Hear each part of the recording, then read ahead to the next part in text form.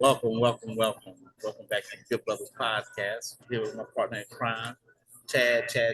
Ford. Back again to have a little bit more conversation to continue on what we talked about last night.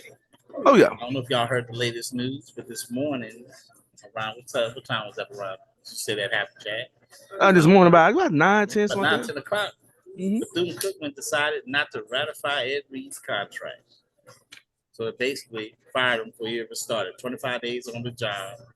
Ed Reed's no longer the coach at Bethune-Cookman. And as you can probably see by the social media posts and things like that, he's not taking it too well.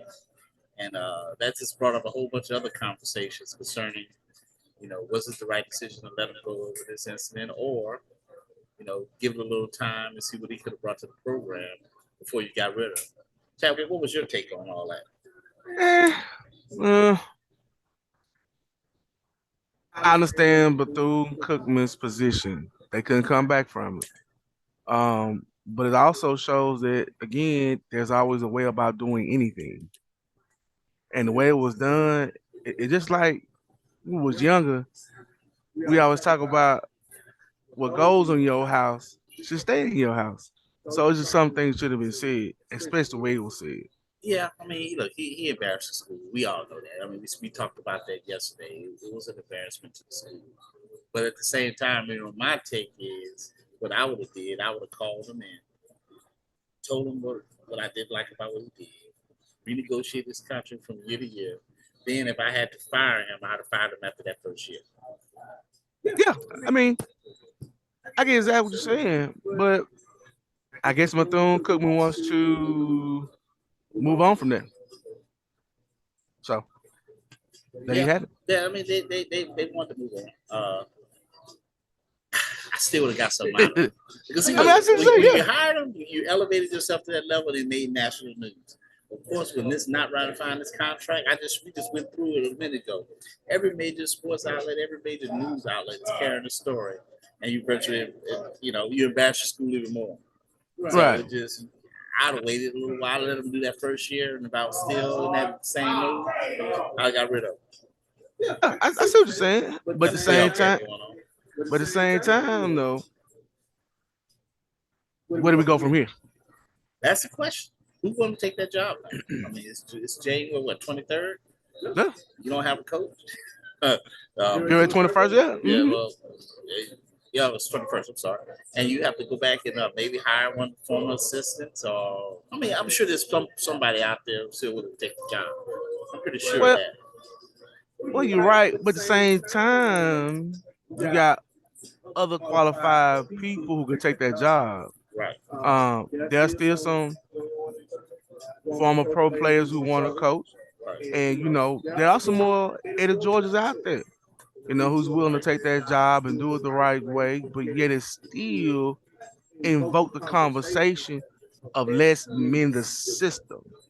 Because of course, like I said in the last episode of Good Brothers Podcast, is that each university has its own unique problems, but there are systemic problems that is happening across the board.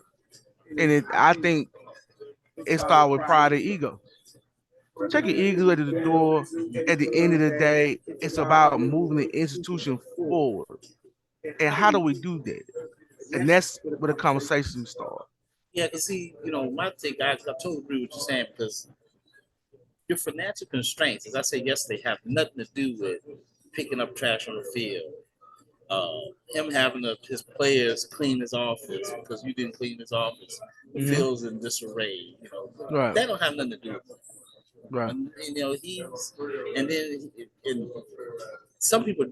We talked earlier. Some people just not head coach material, and I don't think Right. he was ready for that responsibility because you have to understand your first role is to protect the institution, Right. and he didn't do that. So he deserved what he got. I Right. just thought from an institutional standpoint, if I'm gonna take on all this heartache, I got to get something out of it. That's what I'm So saying. what I would have did, I would have put him on year to year, and I'd have let him finish his first year. Give Mm-hmm. me some players in there, Mm-hmm. maybe win a few games for me, Right. and then I'll let him go. Right. But I would. But then I guess maybe he did the bridge too far for everybody. It was no coming back, no where anybody else can continue to deal with it. So I get that. I get that. But it still leaves the problems that he discussed and that he brought up. He handled it the wrong way, but the problem is still Right. there. Right, of course. So how we gonna deal with the problem is where we gotta go now. And we Exactly. gotta But find somebody coming in who want to deal with it. yeah, and to expound on that, are we willing to actually address these problems and then assess to move forward to handle these problems? Because one thing Coach Prime did was say, hey, we don't have to accept what's been going on. We don't have to accept sitting in the broken chair without giving me a level. Well, when you elevate to the new level, like I said yesterday, the new level comes with a new level of standards. See, like Right. when you hired Ed Reed, because of the notoriety he brought to the school. Right. That's what I mean by get something back.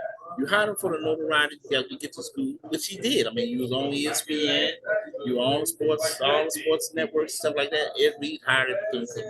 But now when you don't ratify his contract and fire him, guess what? You back on all those national outlets about you firing. Now I can see you saying, okay, but we just had to do that because he disparaged the school as far as us not saying that we didn't do our jobs. But I'd have got something out of it. You'd have got me some players in here. You'd have had one complete season. I saw how it went. Then I'd have got rid of you. Right. I see what you're saying. But at the end of the day, Ed Reed won't be the coach. And Bethune-Cookman got to find a way to do two things.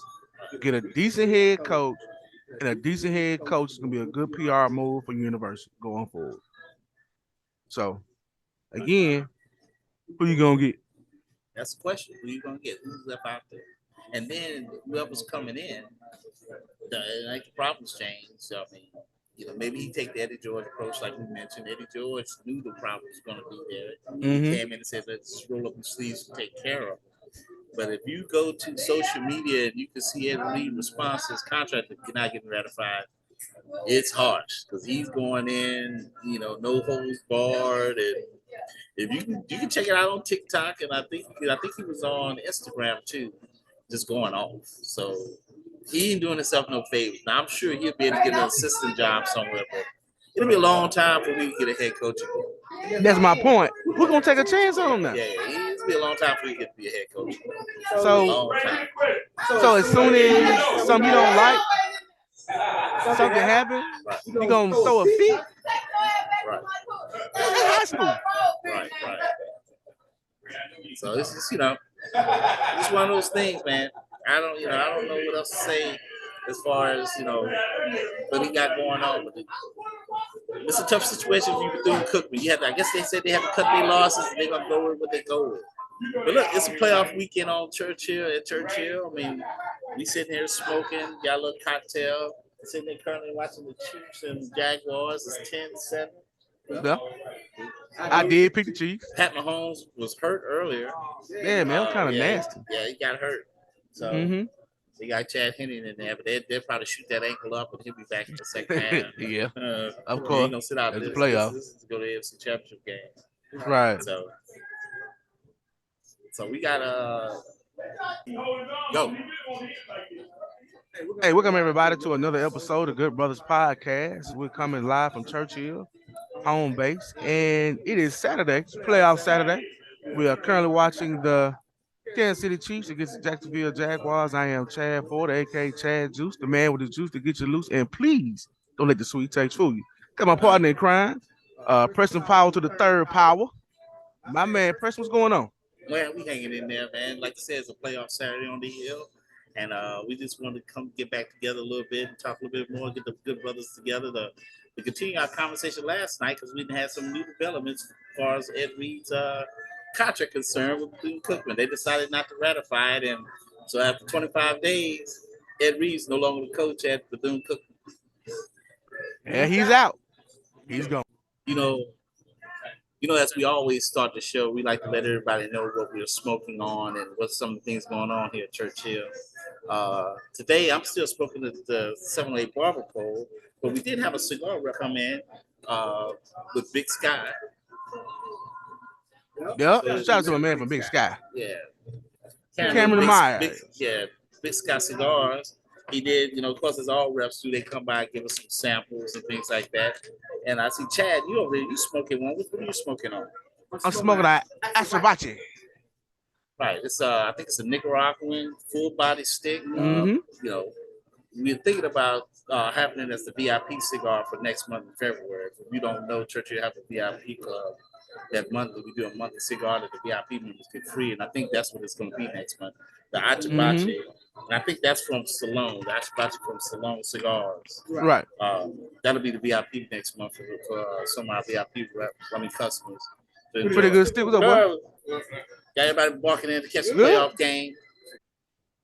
Guys, we appreciate you coming out and well, at least not coming out. Well, we do want you to come out visit us here at Churchill Smoke Shop and enjoy the playoff weekend. Of course, we have Sunday Fun Day where we have free food and enjoy the games and all the other activities. Right. But we'll close out the show today. Chad, you want to close us out? As always, man, go to YouTube. Please subscribe, like, and share. As always, we appreciate you and we thank you for the support. Until next time, man. See y'all later. Peace.